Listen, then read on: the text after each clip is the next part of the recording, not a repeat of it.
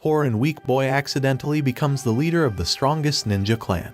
Itoki is a regular middle school student who leads a relatively normal life with his childhood friend, Kosu. He spends most of his time studying and participating in various extracurricular activities to prepare for his future. One day, he finds a love letter in his locker at school and is immediately filled with excitement. He meets with the girl who admires him, Satomi, and she asks him to become her boyfriend. Although his overprotective mother, Yumika, is against it, Itoki decides to go on a date with her. When they arrive at Satomi's place, Itoki is nervous and unsure of what she wants to do. Suddenly, Satomi takes off her clothes and gets on top of him. Itoki pushes her away and checks under the bed to see if there's someone waiting to prank him. To his surprise, he sees a ninja under the bed, and Satomi attacks him with a kunai and kicks him. More ninjas appear, and she prepares to kill him. Fortunately, a kunai flies through the window, creating an ominous smoke screen, and Kosu appears to save Itoki. She throws him out of the window, and she fights the ninjas herself. Itoki runs into the city, where he desperately asks a police officer for help. But before the officer can say a word, a ninja appears and slits his throat. More ninjas follow and attack him, trying to capture him.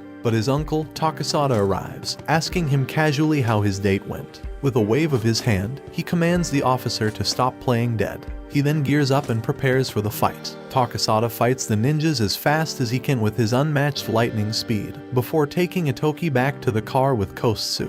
He tells Itoki to get out and head up the stairs on the hill, calling it his family home. When they arrive, Itoki is surprised to find a grand mansion. Yumika shows up, greeting everyone with a bow and telling Itoki to call her chief. Yumika is the leader of the Iga village, one of many ninja clans that have blended into society. They have been following strict rules to maintain balance and peace for decades. Unfortunately, their rival village, Koga, has been trying to take over Iga, and it was them who attacked Itoki. They are determined to take his life as he is the successor of the Iga ninja village. Meanwhile at Koga, their substitute village chief, Kaido, has declared that they will take revenge on the Iga ninjas for the death of their clan chief, Kishinmaru. Yumika is deeply concerned and insists Itoki to become a ninja to ensure his safety. He feels reluctant and doesn't believe in the ninja story they're telling him. However, his uncle Takasada takes him outside and gives him a stern warning: either become a ninja or die. Takasada reveals to him that his father was once the village chief before he passed away. Yumika then took up the mantle to become the leader and protect their village. Overwhelmed with emotion, Itoki sheds tears as he realizes the burden his mother faces alone. Determined not to abandon her, he agrees to become a ninja too. The next morning, Ryaya informs Itoki that he has been accepted to attend the Kokutan Ninja Academy, the only ninja school in Japan sanctioned by the National Ninjutsu Security Measures Committee. She explains that 70 years ago, a major war in the ninja world led to the formation of the NSC to prevent future conflicts between villages. To be accepted into the academy, Itoki must pass a strict admission exam. On the day of the exam, Itoki and Kosu are surprised to find out that the exam location is owned by the Koga clan. They enter the exam room and see other students, along with a man who explains the test: hide and seek. The hider will leave first and hide somewhere in the service area. A minute later, the seeker will have to find the hider within 10 minutes or be disqualified. While Kosu is quick to find her hider, Itoki's target is Satomi, the same crazy girl from before. As he searches for her, Takasada takes out a Koga ninja who is attempting to kill him. Kosu warns him that other Koga ninjas are around too, so he must stay on guard. She and Takasada promise to help and protect him. Suddenly, another ninja tries to attack Itoki from afar, but Kosu steps in and follows the ninja into the bathroom and finds out that it's Satomi. She immediately engages in combat, but Satomi escapes and goes to chase after Itoki. Itoki has to act fast to uncover his hider, so he grabs a fire extinguisher and sprays it while screaming fire. This triggers the anti-fire system, revealing Satomi,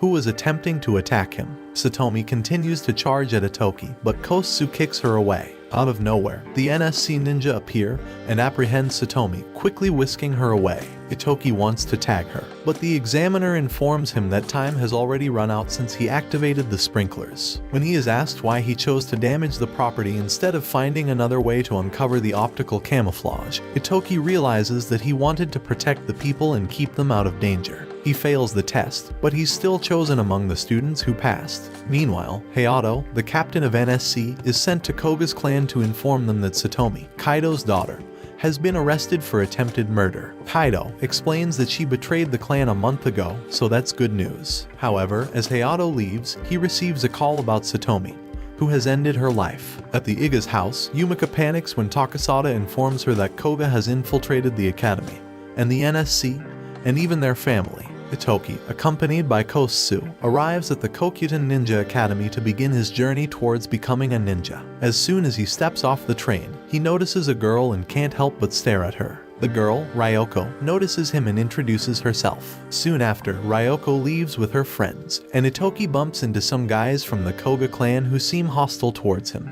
Just as a confrontation seems imminent, a girl named Kairi appears and pretends to know Itoki, taking him away from the situation. Kairi explains that those guys are elite Koga ninjas and offers to be friends with Itoki, who agrees. The school principal, Juzen, welcomes the students and reminds them of the 3 ninja principles: do not be discovered, do not kill, and do not betray. However, Juzen also emphasizes that if any of these principles are broken and not discovered, then it's okay. Kairi, who is also starting her first day of school, is surprised to find that she is in the same class as Itoki. During their lunch break, Kairi tells them what to get for lunch so as not to upset the Koga boys.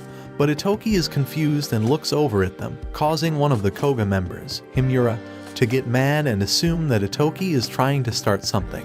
Thankfully, Suzaku, another Koga ninja, manages to calm Himura down and explains to Itoki that Kishinmaru, a great leader who was trying to make peace with all the villages, was recently killed by Iga. Suzaku vows that Koga will take revenge. Later on, the students have field training where the classes are combined. Kaminami, their teacher, talks about ninja suits and ninja cores, which Itoki has never heard of before. She explains that they need to get to the roof of the tower on the next island and bring back one manju from the principal, who is eating them up there. They have limited time to do so. Itoki manages to activate his suit by copying Kosuke, but he finds that he is unable to move in it. Ryoko appears and helps him adjust the suit to his strengths, as she is from the Seiga clan, which specializes in ninja tools. When he's set, Itoki gets excited and accidentally falls off a cliff. Fortunately, he lands safely thanks to the suit, which is powered by the ninja core. Ryoko warns him to be careful not to damage it, as it will cause the suit to lose power. Together, they begin sprinting towards the island. On the bridge connecting the islands, they meet Suzaku, who tries to attack Itoki. However, Kosuke quickly appears and blocks Suzaku's attack, allowing Itoki and Ryoko to continue. When they reach the island, Itoki notices something and tells Ryoko to go ahead without him. He finds Kairi, who has been attacked by Koga and had her core broken. She tells him what happened, and Itoki decides to confront them as they try to pick on another student. He tries to attack Himura, but Himura dodges and knocks him into a wall. Realizing that Itoki is weak, they start to beat him up. He attempts to break Himura's core, but he fails and gets beaten up even more. Just when it seems that they are about to destroy him and his core, the principal arrives and stops them. Itoki returns to Kairi and gives her a manju, revealing that he got it back from Himura during their fight. He then carries her to the bridge to meet up with Ryoko, who had also gone out to get her manju. Itoki knows that he must get his own manju, so he leaves Kairi with Ryoko, asking her to look after her. Itoki reaches the top of the tower and sees that there is only one manju left. Juzen then says that a shinobi must have both a blade and a heart, and proceeds to eat the last manju because Itoki has neither, thus failing the test. The next day at lunch, Itoki notices that everyone is avoiding him. Himura and the other Koga students have been threatening anyone who talks to Itoki. However, Kosuke tells him not to pay attention to them. They sit down together with Kairi and Ryoko. Itoki and his friends are in a tight spot as they only have 2 days left to prepare for their written test on ninja tools. Knowing that Itoki failed his last test, Ryoko, the daughter of the Seiga leader, offers to help him prepare. Together with Kosuke and Kairi, they form a study group to prepare for the test. However, Kairi reveals that they don't actually have to study, they just need to steal the answers that Kaminami has hidden away. If they're caught, they'll fail. Ryoko, being an expert in ninja tools, knows just how to get the job done. 2 other students join Itoki's group after being impressed by his bravery. That night, they sneak into Kaminami's office to steal the answers. Itoki locates the safe and key using a shuriken-like drone, but Kaminami hears them and pursues them. Kairi decides to act as a decoy and draws Kaminami away while the rest of the group gets the answers and escapes. The next day, Kaminami starts the test, but they soon realize that the answers have been switched. Himura, a Koga ninja, is laughing on the other side. He knew that they wouldn't catch on before they got the answers. As a penalty for failing the test, Itoki and his friends are assigned cleaning duty, but Ryoko still helps them out despite passing the test. While they clean, Kosu approaches Itoki and tells him that there must be a traitor in their midst. It was likely Koga who switched the answers, and someone must have told them their plan. Meanwhile, Hayato receives the autopsy results of Satomi and reads that a mysterious chip has been found in her brain. It was the end of the term, and Kaminami had gathered all the students to inform them of the joint practical exam to be conducted by all the classes. But there was a catch. Every year, the exam resulted in injuries, and sometimes, even deaths. The group discussed their plan to pass the test. But Itoki and Kosu were not part of it as they had a different mission to uncover the traitor. To aid Itoki in his mission, Ryoko gave him Sega's latest disguise ninja tool, which could disguise his whole body and even his voice when used with a ninja suit. Meanwhile, Kosu had her own plan. She was convinced that Koga would make a move during the exam and wanted to take down Suzaku. But Itoki was against it, fearing for Kosu's life. She argued that such was the life of a ninja, but this only angered Itoki, who stormed out for a walk. Outside, he met Juzan, who invited him for tea and manju. Itoki started to question if ninjas were merely killers and if his father died because he was a ninja. Juzan told him that he wasn't the first person to ask that, as Koga's former leader and his father had asked the same thing. The next day, Kusetsu trained with Itoki, preparing him for the exam ahead. They drew up several plans to take down Suzaku and threw them away when done.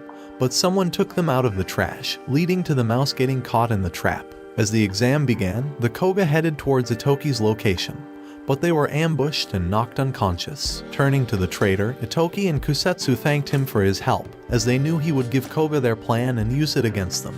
The student revealed that he had no choice. His village was threatened to be crushed if he didn't obey. Kusetsu then went to face Suzaku while the traitor informed Himura. Himura was shocked to learn that the traitor was actually Itoki in disguise. However, Himura was also using a disguise and was, in fact, Suzaku. Suzaku chased after Itoki, landing several blows. But Itoki refused to give in to death, knowing that if he did, the cycle of revenge would continue, leading to more suffering. Itoki knew he had to act fast as Suzaku was hot on his trail. He tossed a smoke bomb, creating a diversion. Suzaku began throwing kunais, trying to hit his target. Itoki, however, was quick on his feet and managed to avoid most of them. In a daring move, Itoki lunged at Suzaku, taking him by surprise. Itoki struck hard, destroying Suzaku's ninja core. As the bell rang, Itoki collapsed, completely spent from the intense battle. Itoki's friends anxiously waited by his side in the infirmary. They breathed a sigh of relief when he finally opened his eyes. But the next day, Kairi warns Itoki that his kind heart may one day get him into trouble.